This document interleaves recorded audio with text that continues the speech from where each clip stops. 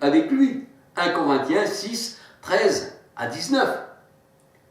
Si on s'attache au Seigneur, eh bien, on devient un seul esprit avec lui, tandis que si on s'attache aux sectes, si on s'attache au monde, on devient une seule chair avec le monde. Et c'est pour ça que dans mes vidéos, os de mes os et chair de ma chair, dans mes vidéos, eh bien, nous voyons qu'on ne fait pas partie du monde, on ne peut pas dire, eh bien, du monde, de nos frères charnels, ce sont les os de nos os et chair de notre chair, parce que pourquoi ? La parole de Dieu nous dit, celui qui s'attache à la prostituée est une seule chair avec elle, et en plus, le Seigneur, il dit dans sa parole, nous ne sommes pas nés de la chair, ni du sang, ni de l'homme, mais nous sommes nés de l'esprit. Et celui qui s'attache au Seigneur est avec lui un seul esprit. 1 Corinthiens 6, 13 à 19, et le Seigneur, la parole de Dieu nous dit dans Hébreux 1, 7, il a fait de ses serviteurs des esprits. Et Luc 24, 49 nous dit, un esprit n'a ni chair ni os. Donc on ne fait pas partie du monde, on ne peut pas dire chair de ma chair et os de mes os. Mais celui qui s'attache au Seigneur est avec lui un seul esprit. Et celui qui n'invoque pas le nom de Christ n'a pas son esprit et n'est pas attaché au Seigneur, car il n'a pas invoqué son nom. C'est ce que nous dit la parole de Dieu. Ésaïe 64, verset 6. Et la parole de Dieu nous dit que si on n'invoque pas le nom du Seigneur, eh bien le Seigneur nous cache sa face. C'est ce que nous dit la parole de Dieu. Ésaïe 64, verset 6. Et la face du Seigneur, eh bien, c'est le symbole de l'Esprit Saint. J'en parle aussi dans mes vidéos.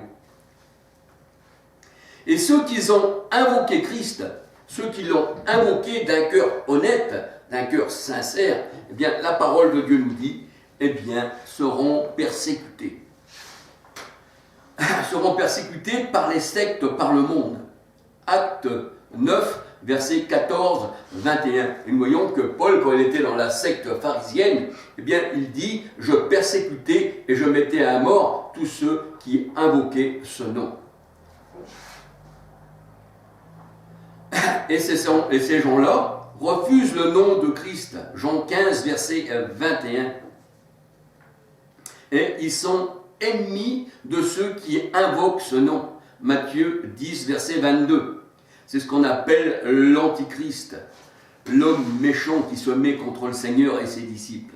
Psaume 14, verset 4-5. Osée 7, verset 7. Et le Seigneur, il dit qu'il a jugé le monde.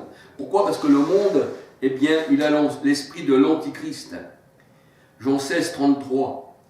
Il a jugé ceux, eh bien, qui étaient contre son nom. Apocalypse 13, verset 6, ceux qui blasphèment son nom. Apocalypse 13, verset 6. Apocalypse 16, verset 9. Apocalypse 16, verset 9, pardon. Et Jean 3, verset 18. Romains 10, verset 14. Acte 4, verset 18. Il est bon de donner des passages de la parole de Dieu parce que comme ça, on peut vérifier si c'est exact et faire comme les Juifs de Bérée qui ne disaient pas ainsi soit-il à tout ce qu'ils entendaient, mais qui regardaient dans les Écritures si c'était exact.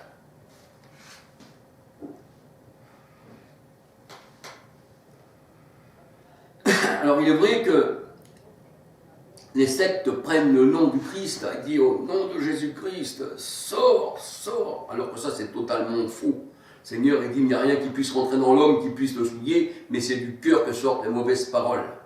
Dans Marc 7, 1 à 23. C'est pour ça qu'il faut circoncire son cœur. Alors il est vrai que les sectes disent, eh bien sors, ils invoquent le nom. Ils invoquent le nom du Christ. Ils se servent du nom, mais ils l'ont rejeté dans le baptême. Ils se servent du nom, mais ils l'ont rejeté dans le baptême. Ça fait un peu comme les 7 fils de Séva. 7 fils de Séva étaient un juif ambulant, et bien qu'ils essayaient d'invoquer le nom de Jésus-Christ, de Yeshua Messia, mais qui eux-mêmes avaient rejeté le nom. Ils ne voulaient pas qu'il soit invoqué sur eux. Acte 19, versets 13 à 17. Et il est vrai que tous ces gens-là, nous voyons qu'ils parlent toujours au nom de Jésus-Christ, au nom de Jésus-Christ, nous avons fait des choses en ton nom, mais le Seigneur dira, je ne vous ai jamais connu, parce que vous n'avez pas porté ce beau nom qui a été invoqué sur nous. Et la grâce et la paix sont données à tous ceux qui invoquent le nom de Yeshua Messia. 1 Corinthiens 1, verset 1-2. 1 Corinthiens 1, verset 1-2.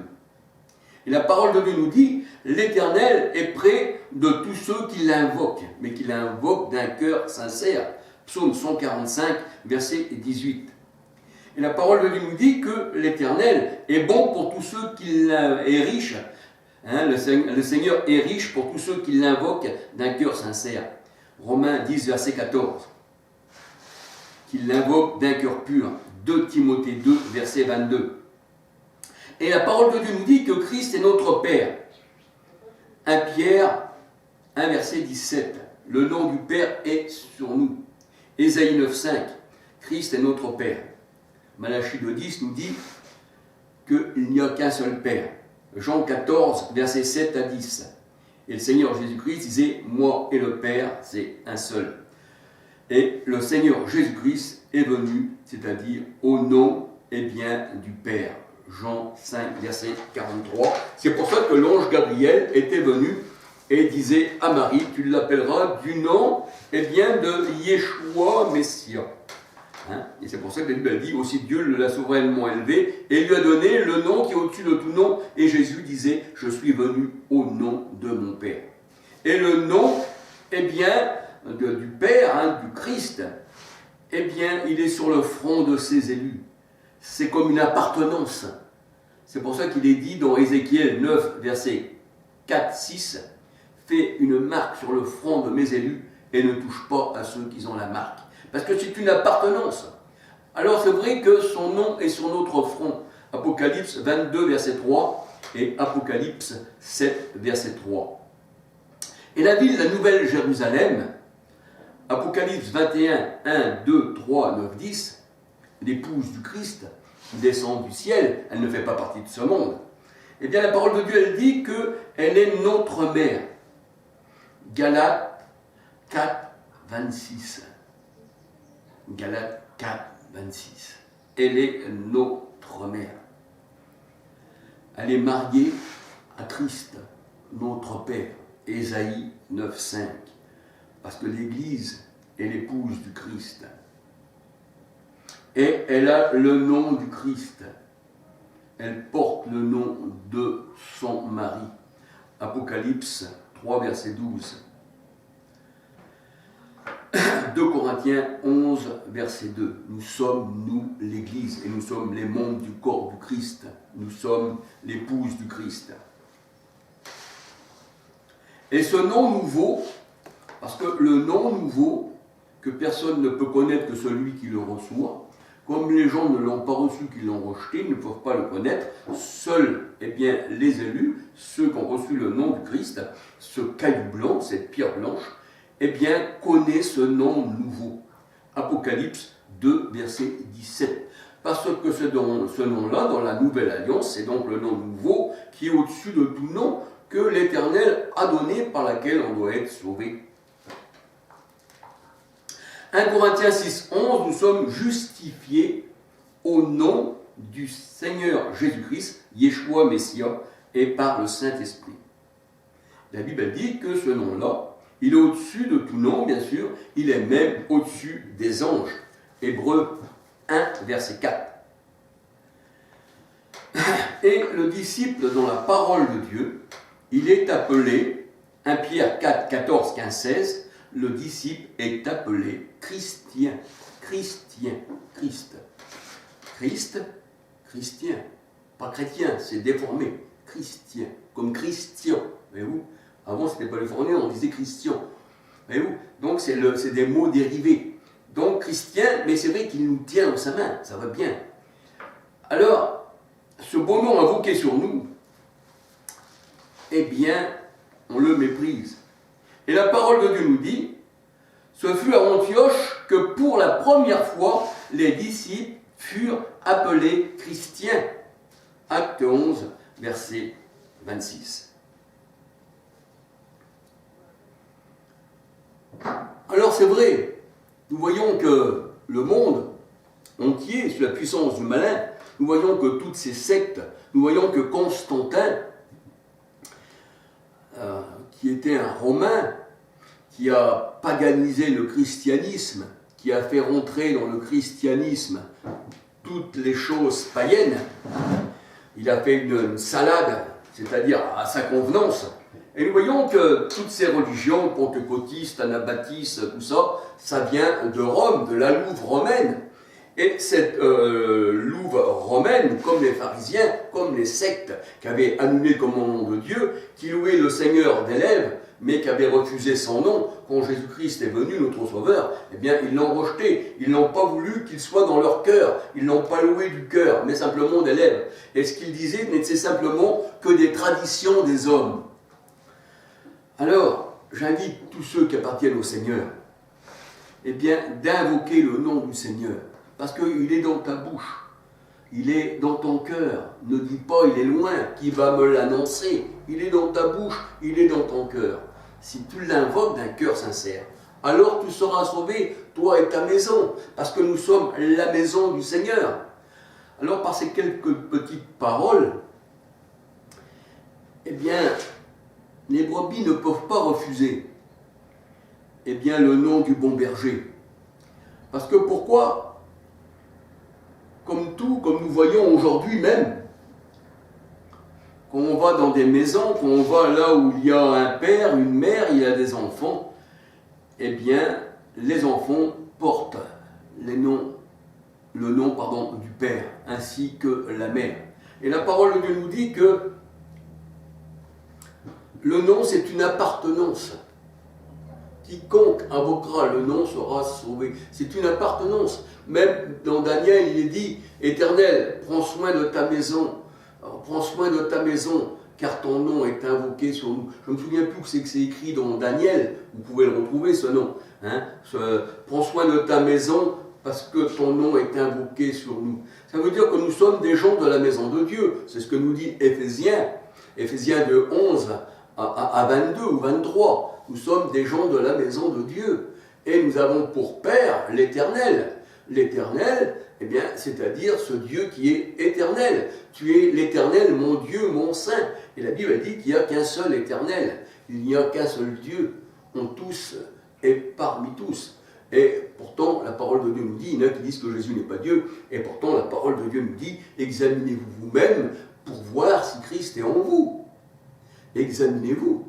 2 Corinthiens 13, 3 à 6. S'il n'est pas en vous, vous êtes des rejetés. Et s'il n'est pas en vous, c'est que vous ne l'avez pas invoqué d'un cœur pur. Parce que le Seigneur dit que si c'est d'un cœur pur, alors l'étoile du matin rentrera en vous. Christ dans vos cœurs, la Bible, la parole de Dieu nous dit. Voyez-vous ? Donc il faut l'invoquer, et il faut l'invoquer surtout d'un cœur sincère, pas simplement avec les lèvres. Eh bien, gloire au Seigneur. Je voulais faire encore cette petite vidéo, j'en parle, bien sûr, j'essaye de parler plus profondément pour qu'on puisse comprendre encore plus. Gloire au Seigneur, parce que c'est un pain partagé, ce n'est pas une chose imposée. Le Seigneur n'a jamais rien imposé. Non, simplement, le Seigneur a parlé, et tous ceux qui étaient destinés à la vie éternelle, Acte 10, 48, tous ceux qui étaient destinés, tous ceux que Dieu avait choisis avant la fondation du monde, eh bien, crurent au Seigneur Yeshua Messia, et ils ont invoqué ce joli nom, ce nom puissant, eh bien, qui est au-dessus de tout nom, que personne ne peut mettre un autre nom au-dessus, même pas Père, Fils, Saint-Esprit, qui n'est pas un nom, parce que Père n'est pas un nom, Fils n'est pas un nom, Saint-Esprit n'est pas un nom. C'est ce que Dieu est, mais c'est pas le nom. Moi je suis Père, c'est pas mon nom, je m'appelle pas Père. Je suis le père de mes enfants, mais j'ai un nom, je m'appelle Charles.